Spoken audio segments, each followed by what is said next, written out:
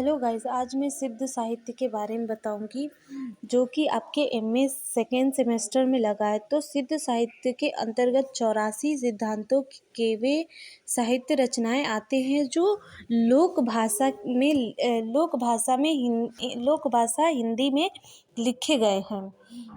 और सिद्ध के बौद्ध धर्म के वज्रयान तत्व का प्रचार करने के लिए जो साहित्य जन भाषा में लिखे हैं वह हिंदी के सिद्ध साहित्य की सीमा में आते हैं।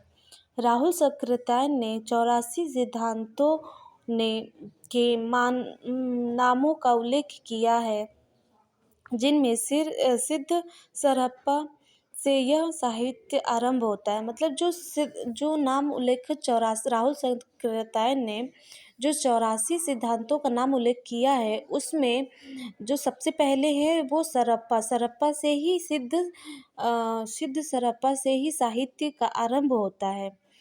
इन सिद्धों में सरहप्पा, सबरप्पा, लुइप्पा, ढोबिप्पा, करप्पा एवं कुकुरिया हिंदी के मुख्य सिद्ध कवि हैं। यह सब संक्षेप में इनके व्यक्तित्व एवं कृतित्व का परिचय देकर हम साहित्य के विकास में इनकी भूमि को स्पष्ट करेंगे। सरहप्पा ये सरपाद, सरोज, ब्रज, राहुल, भद्रयान आदि कई नामों से प्रख्यात है। जाति में ये ब्राह्मण थे। इनकी रचना के विषय में सभी विद्वान एकमत नहीं हैं। राहुल जी इनका समय 759 ईस्वी माना है, जिससे अधिकांश विद्वान सहमत हैं। इनके द्वारा रचित 32 ग्रंथ बताए जाते हैं, जिससे दोहा कोश हिंदी की रचनाओं में सिद्ध प्रसिद्ध है। उन्होंने पाखंड और आडंबर का विरोध किया है। किसने? सरहप्पा ने पाखंड और आडंबर का विरोध किया है तथा गुरुवा को महत्व दिया है। मतलब गुरु को महत्व दिया है। वे सहज भोग मार्ग के जीवन को महासुख की ओर से जाते हैं। इनकी भाषा सरल तथा गेय है एवं काव्य में भावों का सहज प्रभाव मिलता है। एक उदाहरण प्रस्तुत है। नाद न बिंदु न रवि न शशि मंडल, वियरा सहावे मूकल, अजू छाड़ी माँ लेहु रे पंक, निउरी बोहिमा जा रे लांग, हाथेरे काकाड माँ लोऊ दापड़, अपड़े अपा बुझतु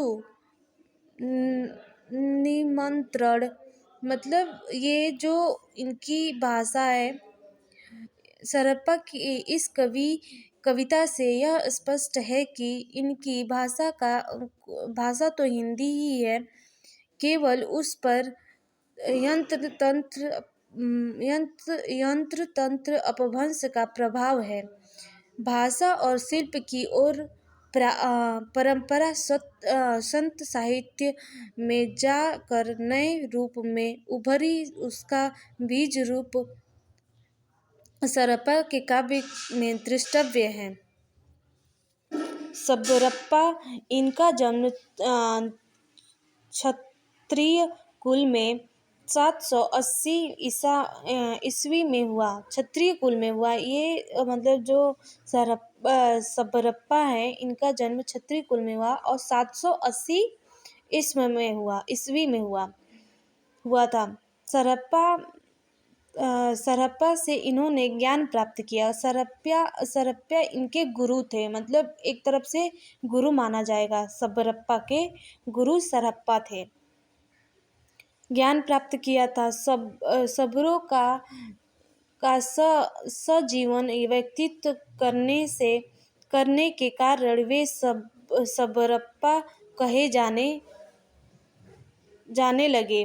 मतलब किस चीज़ से इनका नाम पड़ा, मतलब उसका जीवन व्यतीत करने लगे। सबरों का जो जीवन होता है वो व्यतीत करने लगे थे, इसलिए इनका नाम भी उसी से पड़ गया, सबरप्पा। चर्यापद इनकी प्रसिद्ध पुस्तक है। जो इनकी पुस्तक है वो चर्यापद है। ये माया मोह का विरोध करने, सहज जीवन पर बल देते हैं और उसी की महासुख की प्राप्ति का मार्ग बताते हैं। इनकी कविता का कुछ पंक्तियाँ इस प्रकार हैं। हे रिये मेरी तहला, बाड़ी खमसे समतुला, बुकड़ाए मेरे रूपासु फुटीला, तैला बाहिर पासेर जोहड़ा, बाड़ी ताइला, फिटेली आधारी रे आकाश फुलिया।